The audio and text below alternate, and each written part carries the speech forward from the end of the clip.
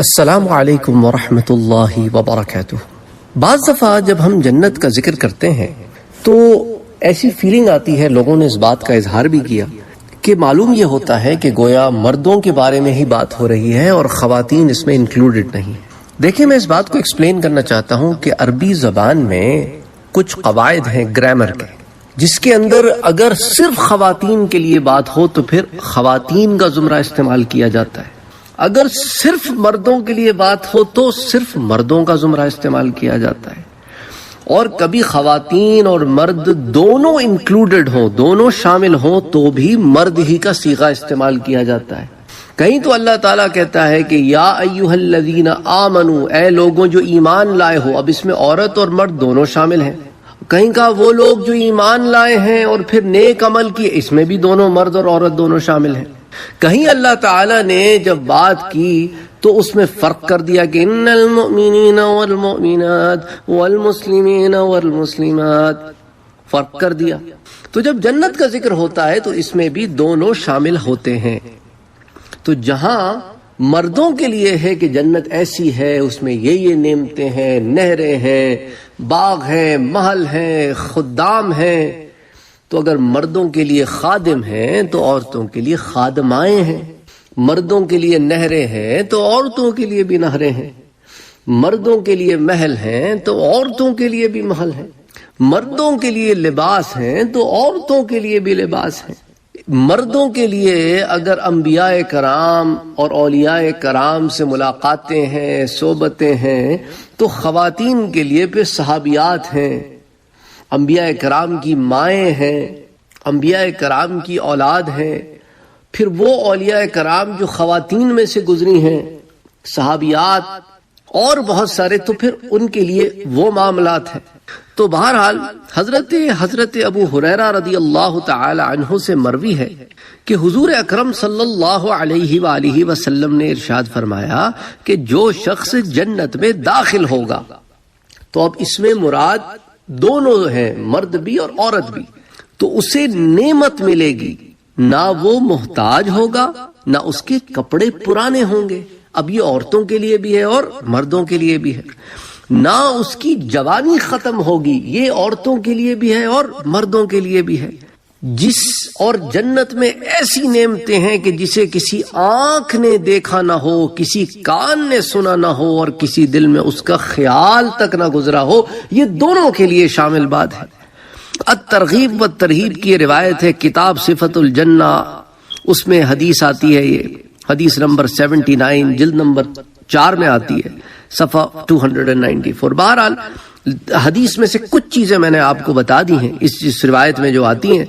اچھا، اسی طرح حضرت ابو ہریرہ رضی اللہ تعالی عنہ سے مروی ایک اور روایت ہے جو صحیح مسلم شریف میں آتی ہے، کتاب الجنہ و صفتی میں، کہ جنت اور اس کی صفت میں، اور وہ حدیث نمبر ہے 2834 اور صفحہ نمبر 1520۔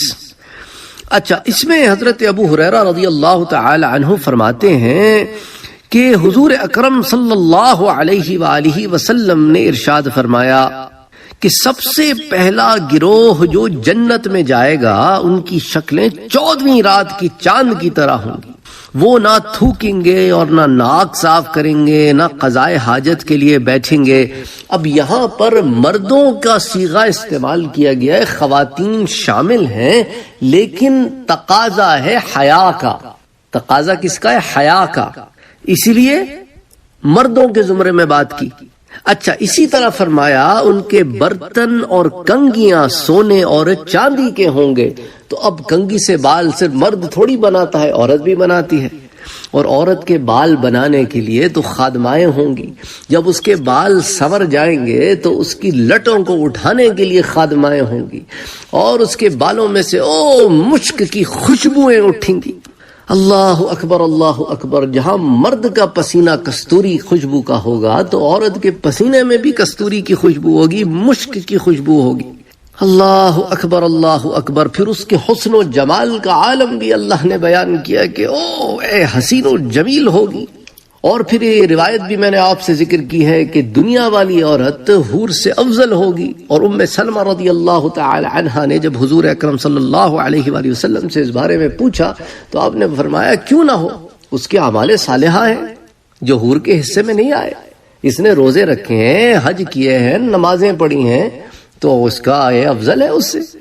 اچھا، پھر اس کے علاوہ اسی حدیث شریف میں ایک اور بڑی زبردست بات آتی ہے، اس کو خواتین بہت اٹھاتی ہیں، تو ان کو یہاں جواب مل جائے گا کہ حضور نے فرمایا اسی حدیث میں کہ ان کے درمیان اختلاف نہ ہوگا، نہ کوئی بغض ہوگا. کہتی نا اتنی بیویاں، حوریں اور یہ اور وہ، ہم حوروں کی سرداریں ہیں اور وہ ہمارے پاس آئیں گے یا نہیں آئیں گے، تو پھر جائیں گے تو پھر واپس کب. یہ تمام دنیا والے سوال چل رہے ہوتے ہیں نا، کیونکہ وہ سمجھتے ہیں کہ دنیا اور جنت ایک جیسی چیز ہے کوئی. اس لیے میں نے ایک درس آپ کو دیا تھا کہ جنت آخر کیسی ہے، کیا دنیا کے جیسی ہے. وہ درس بہت سارے لوگوں نے سنا نہیں، سنا یا نہیں سنا، سمجھا نہیں. پھر میں نے جنت کی زندگی کیسی ہوگی اس پر آپ کو کئی دروس دیے. پھر جنت میں سوکن کے ساتھ کیا معاملہ ہوگا اس پر کئی دروس دیے آپ کو میں نے. تو معاملہ کیا ہے کہ ہم سوچتے دنیا کے لحاظ سے ہیں، اور حدیث میں کیا آتا ہے کہ ان کے درمیان کوئی نہ اختلاف ہوگا، نہ ان میں کوئی بغض ہوگا. ان کے دل ایک دل کی طرح ہوں گے، ایک دل ہوں گے، ایک دل والے ہوں گے. وہ کوئی جیسے ایک انسان کا دل ہوتا ہے نا، ایسے ہوں گے ان کے دل، کہ انسان کوئی اپنے سے تو بغض نہیں رکھتا. اچھا، پھر وہ صبح و شام اللہ کی تسبیح بیان کریں گے. صرف یہی تھوڑی ہوگا کہ بس عورتیں مردوں کے انتظار میں ہی بیٹھی ہیں اور مرد عورتوں کے انتظار میں بیٹھے ہیں، بس یہی ایک کام دھندا تھوڑی ہے. جنت کو ہم نے کیا سمجھ رکھا ہے پتہ نہیں. اس لیے وہ بیانات ضرور سنیں تاکہ آپ کو یہ بات سمجھ میں آئے کہ وہ صرف اس طرح کی کوئی چیز نہیں ہے جس کو کوئی عیاشی کا اڈا نہیں ہے کوئی، معاذ اللہ، جیسے کفار سمجھتے ہیں. کیونکہ جب وہ اس طرح کی باتیں سنتے ہیں تو سمجھتے ہیں شاید جنت میں جانے والے بس یہی کر رہے ہوں گے سارا وقت. ذرا تفصیل اسی لیے بیان کی ہے میں نے آپ کو تاکہ آپ کے ذہن میں جو جنت کا نقشہ ہے یہ ذرا کھلے، تو اس چیز کو صرف وہاں تک محدود نہ رکھیں. تو اللہ تعالیٰ ایسے ایسے نعمتیں عطا کرے گا، ایسی ایسی نعمتیں عطا کرے گا کہ بھئی کپڑے کبھی پرانے نہیں ہوں گے. اور جب انسان خواہش کرے گا کہ بھئی مجھے کپڑے بدلنے ہیں تو 100 کپڑے آ جائیں گے. ان میں سے جو چنو گے نا ایک دفعہ وہ پہنو گے، وہ کبھی نہ میلا ہوگا نہ پرانا ہوگا. اور جب کبھی پھر چاہو گے کہ کپڑے بدل لوں تو پھر 100 کپڑے آئیں گے ایسے جو کبھی نہ دیکھے ہوں گے تم نے. اور پھر وہاں پر جنتیوں کے لیے ممبر بچھائے جائیں گے، نور کے، موتی کے، یاقوت کے. تو یہ صرف مردوں کے لیے تھوڑی ہے، عورتوں کے لیے بھی معاملہ ہے. عورتوں کی بھی اللہ تعالیٰ نوازے گا.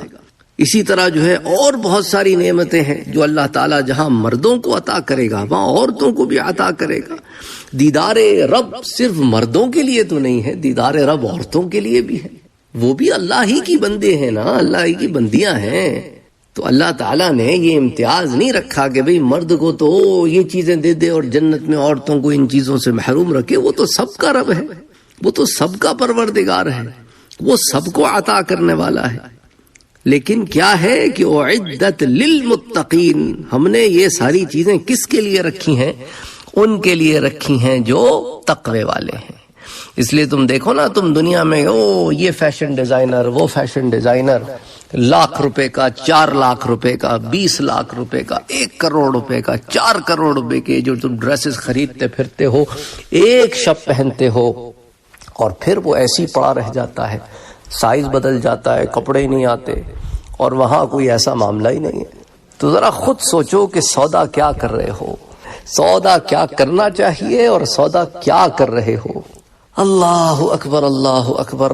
کہاں اپنا وقت لگا رہے ہو اور کہاں وقت لگانا چاہیے، کس نعمت کے حصول میں محنت کرنی چاہیے اور تم اپنی محنتیں کہاں کر رہے ہو.